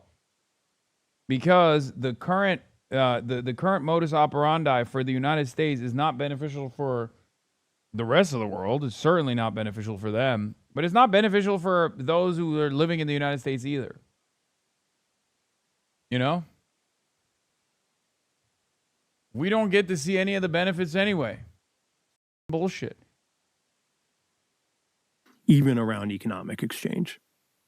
Trump 1 was still pretty unilateral. There's a famous story, I think, in another newspaper where, President Macron asked, like, well, maybe we should negotiate something together. So they're negotiating phase 1, the deal.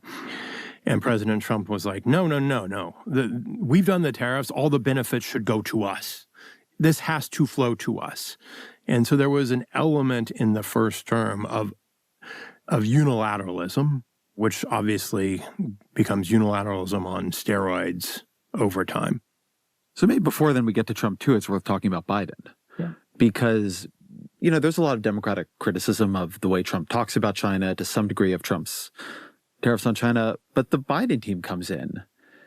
They largely keep the tariffs. In some cases, expand them into new areas. They begin doing more to limit the export of what they consider to be strategically important technologies like advanced chips to China.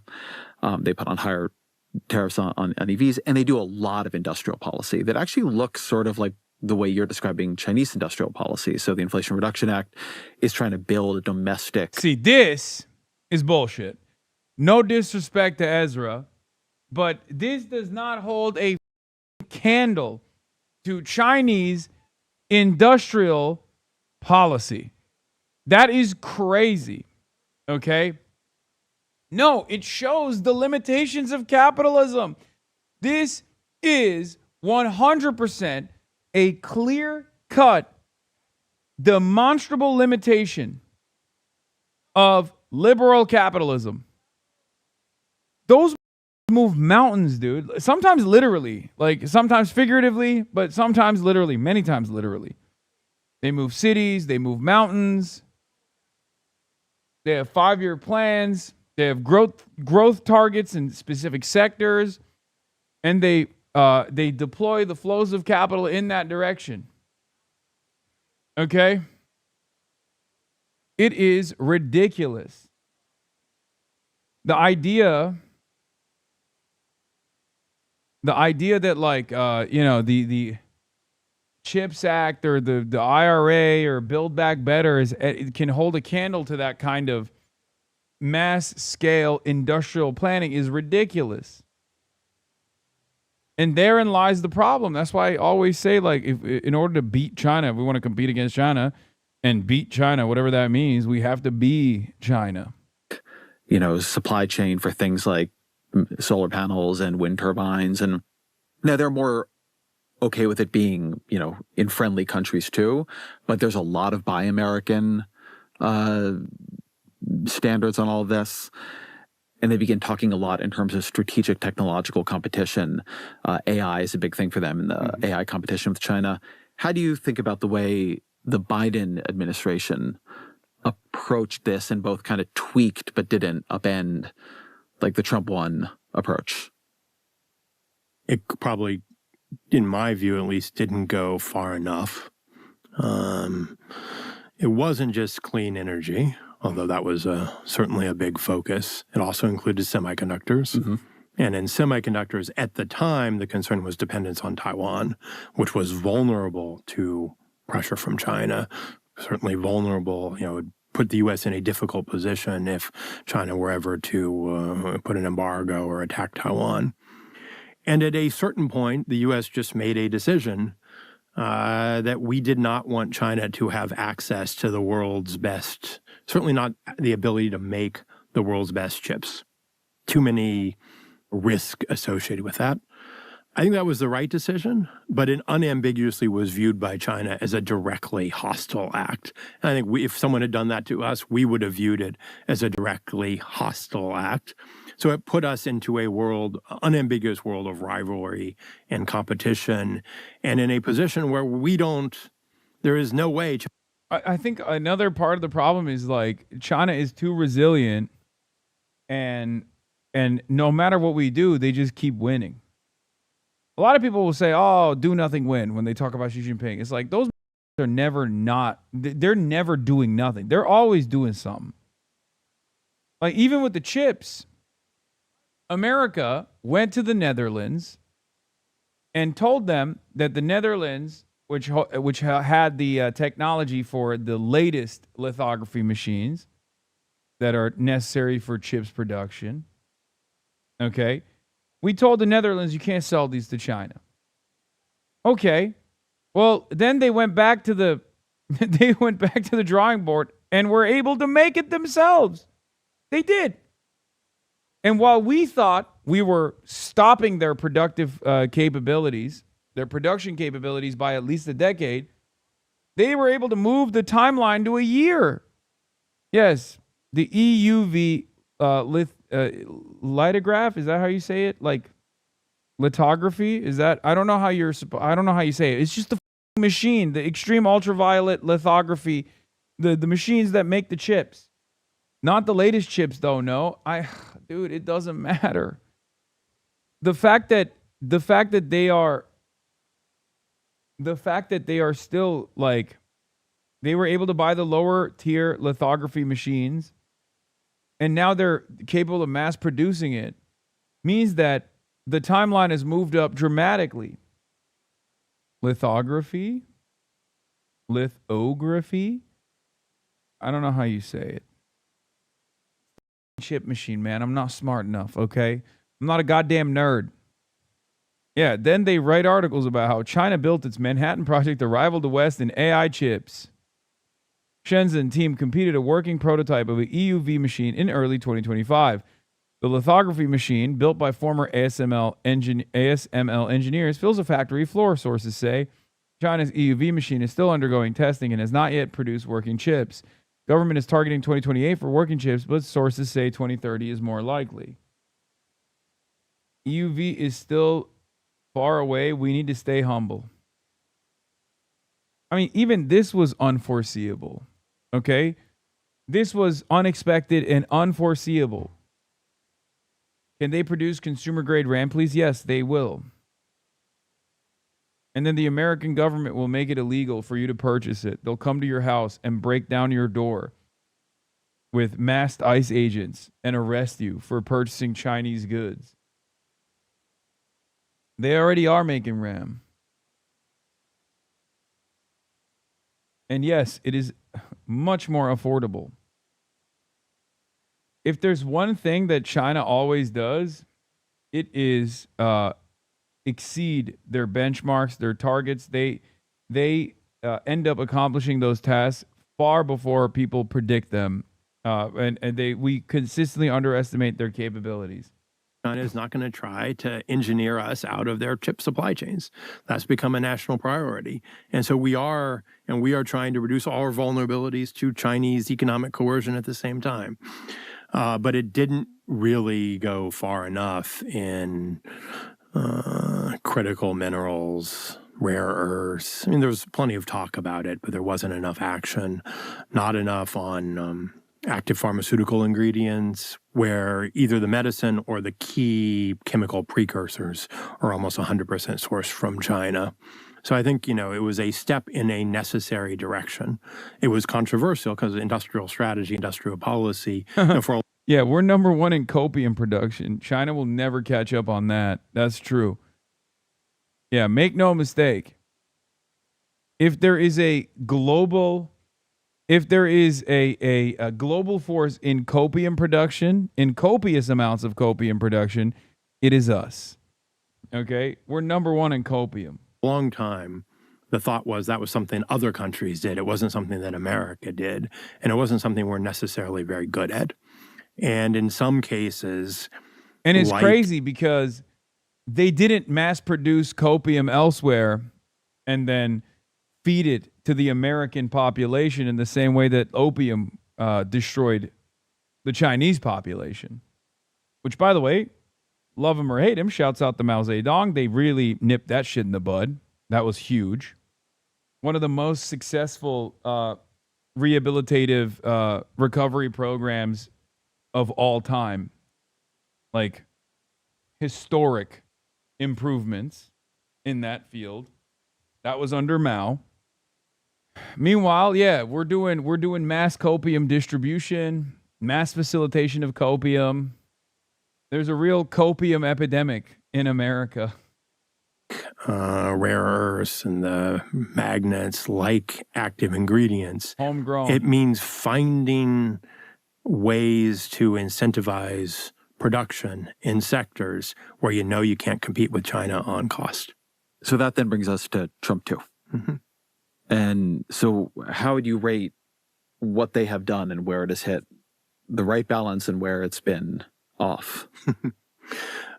So in general, I have noted on many times that I like Bob Lighthizer trade policy, i.e. Trump's first term, better than I like Donald Trump's trade policy, i.e. Trump's second term. Lighthizer was careful to only threaten things that the U.S. economy could sustain. So, the tariff level was set at 25%, which, people didn't like paying it, but you could afford to pay it. He didn't cover all of trade, so there was always a little more trade you could bring into that tariff. Trump had a theory of the case in his second term, which worked for most of the world, but didn't work for China. And the theory of the case is, well, trade's rigged against us. We need to raise our tariffs. And you need to lower your tariffs, lower your barriers to U.S. exports to put trade on a more fair footing. You shouldn't, in other words, retaliate for our... Yeah, except what are they to buy? Like, what? Is there products that the Chinese population is like vying for that they simply cannot purchase? What is the product that America creates that, regular Chinese society is like, I really wish I had my hands on this shit. Okay. F-35s, I guess. Like, what is it? We make burger, porn, and tanks. Okay. We make guns, burger, porn, tanks. And when I say tanks, I don't mean like, literal weapons of war. I'm talking about the F-350. That's what I'm talking about. Like, what could we even sell to half of these goddamn countries? You know what I mean? Not even just China, but like, what could we sell? NFTs, dude? That's what we're going to sell to China? NFTs. Gambling.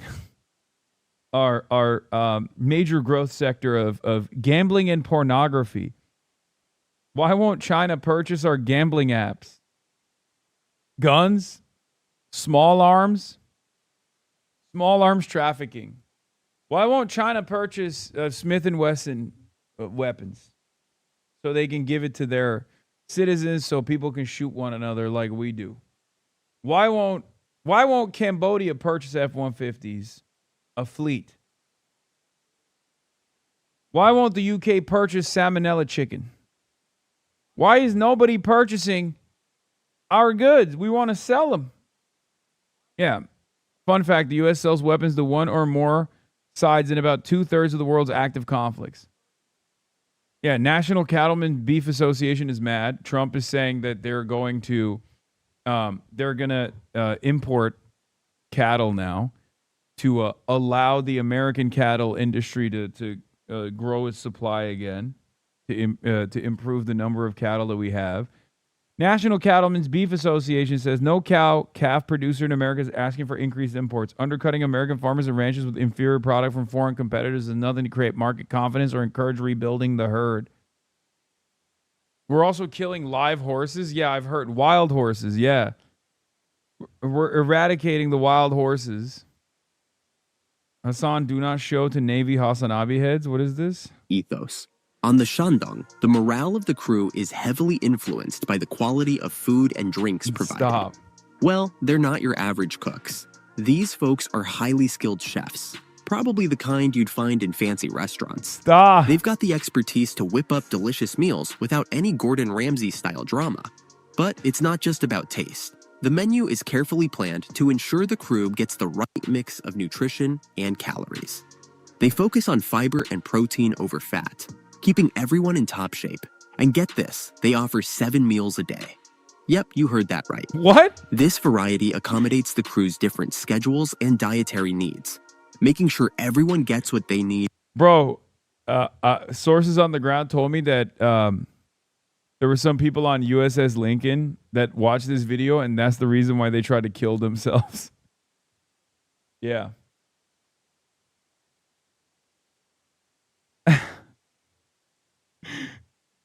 Sources on the ground. Sources at USS Lincoln are reporting that this video was distributed amongst the regular ranks, and as soon as they watch it, they try to jump off the top of the ship when they need it.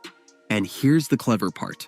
Spreading out the meal times prevents long lines and keeps the kitchen running smoothly.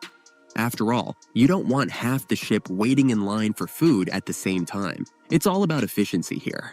One standout dish aboard China's aircraft carriers is the carrier chili sauce, known for its robust flavor and reported nutritional value.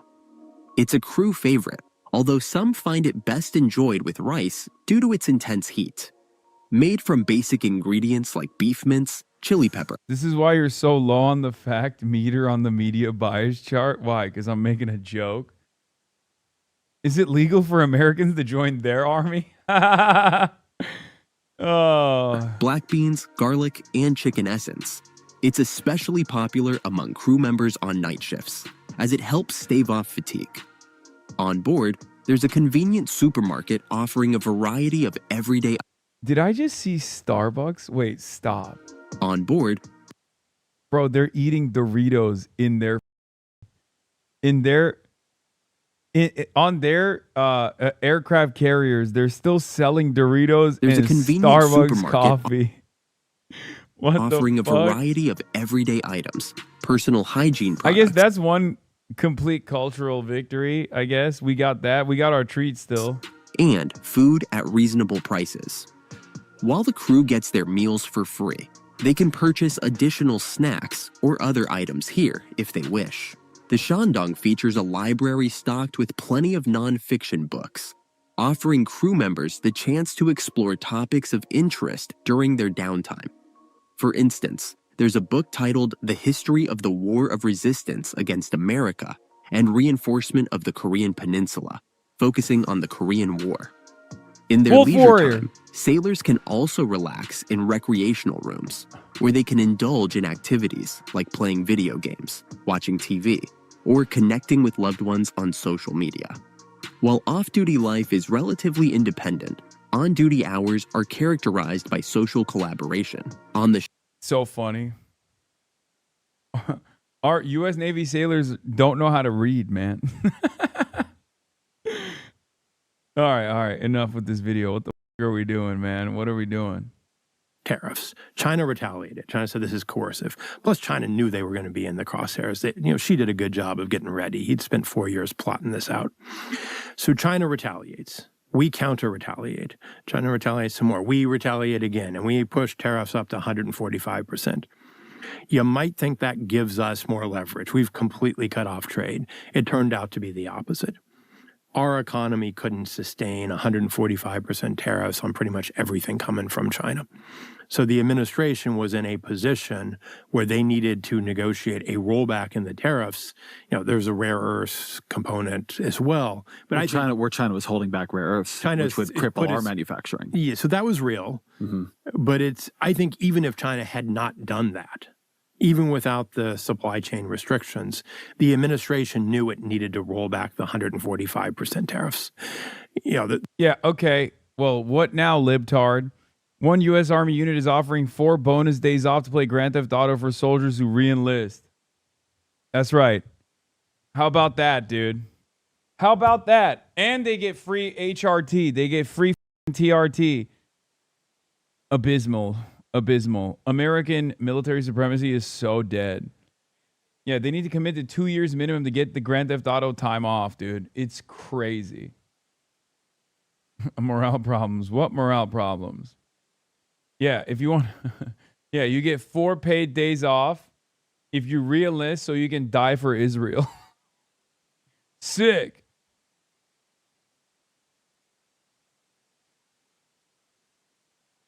That's awesome. Yeah, what now, dude? I bet China doesn't have provisions like that. The example that I like to give is that in the summer of Trump's first year with 100-ish plus tariffs, all the retailers who import artificial Christmas trees, which all come from China, think Christmas tree ornaments. Think holidays. Well, those are things that are actually typically imported during the summer. Now, if you're paying 150% tariff, you're going to have to triple whatever your retail price or something crazy.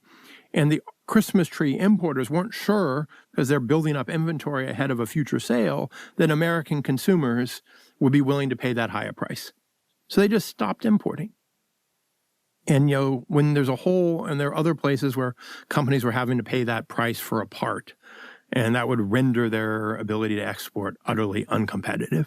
So it was too broad, too high, too fast. It was disrupting the U.S. economy. That was a mistake. And I think Lighthizer, in his first term, got it closer to right. Don't ever escalate to the point where you're put on tariffs that you aren't willing to maintain. The other side will realize that you are looking for a face-saving way to pull things back. That was, I would say, mistake one. Mistake two was the breadth of the tariffs. Not targeted reasonably by countries. Just everyone got hit with the Liberation Day tariffs, in some cases very, very, very high tariffs. That alienated a bunch of countries that themselves were worried about trade with China. So it kind of took away the possibility of building a broader coalition against China. So that's first problem with these very, very broad tariffs. Second problem with the very, very broad tariffs was that they ended up being done in kind of irrational, to my mind, ways. We were tariffing at really high levels Canadian aluminum. All right. Canadian aluminum is, not that this administration cares, but it's made in a kind of green way, trapped hydropower in Quebec.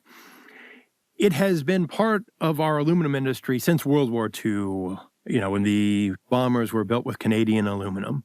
There is no national security threat. It is essential to our market. The primary aluminum market doesn't clear in the U.S. without Canadian imports, which meant that just prices shot up. And then the final problem was hey, aluminum is electricity distilled, incredibly energy intensive and electricity intensive. So it is competing with data centers for power. And so even with the really high tariffs. This guy's anti-China though, right? Yes, but he's also basically describing or at least recognizing China's rise in global prominence, China's rise to power, and its impact on the American economy. But they're at least enlightened liberals who recognize the downsides, but they can't identify how it happened, I guess.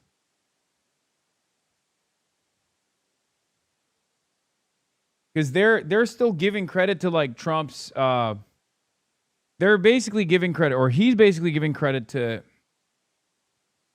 Donald Trump recognizing the dangers of China before other Americans moved, before other electeds moved in that direction, which I think is silly because they're also refusing to understand why China's rise happened. And if you can't comprehend why China's rise happened, if you just simply think, oh, well, they just one day they just got really good at making shit because we sent our manufacturing over there, and that's it. And there's nothing we can do about it. Then you're never going to be able to solve the problem. And there's a good deal of they're cheating in this conversation as well. It's not as bad as I thought it would be, though. Mark Lynch wrote on Foreign Affairs, The End of the American Middle East. Here's Truda reporting on us first, or looking at the first opening paragraph. The American Middle East is finished. The regional order that has prevailed since 1991 has been one that many casualties of the U.S.-Israeli war with Iran. The American and Israeli failure to dislodge the regime in Tehran has proved the bankruptcy of the decades of sanctions and violence. More and more Americans are now coming to terms with this reality, which I really appreciate. But what will we do next is what matters most. And I don't think that Americans are going to wake up to this reality and then instead change our trajectory, change course. I suspect we're just going to double down. U.S. 30-year treasuries erase gains from buyback announcement. Scott Besson, who made his billions helping Soros break currencies in the 1990s, should recognize what this sort of intervention failure signals.